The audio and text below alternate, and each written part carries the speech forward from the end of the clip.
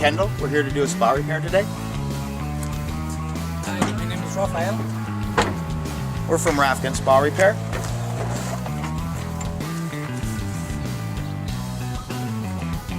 We've been doing the repairs now for over 25 years. Our customers trust us. They know they can call us with any questions or set up repairs as needed.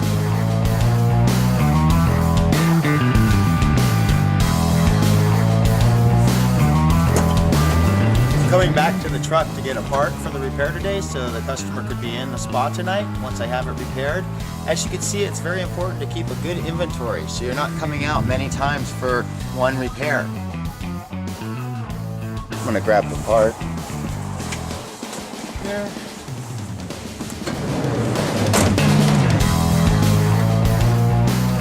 Just getting ready to finish up the spa repair, so I'm gonna go inside the control box and check your amps so the spa's performing properly. Grab the amp meter.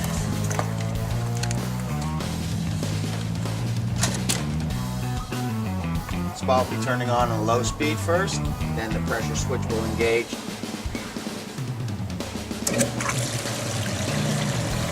Once the spa turns on, the relay will drop and let the heater get the power so I can pull the amps off of it to make sure it's operating properly. Getting the correct reading on the amp meter. I have 15.2 amps.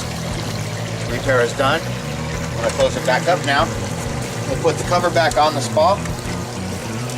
The spa will be ready in about 5 to 7 hours from now. So nothing else will need to be done other than you maintaining the chemicals and cleaning the filter. I'm going to put the cover back on because the temperature's just flying away and it's just a waste of money. So when we get done here, we're going to put the cover back on and you open it up as needed for your chemicals or when you're using it. Just remember to keep it closed when not in use.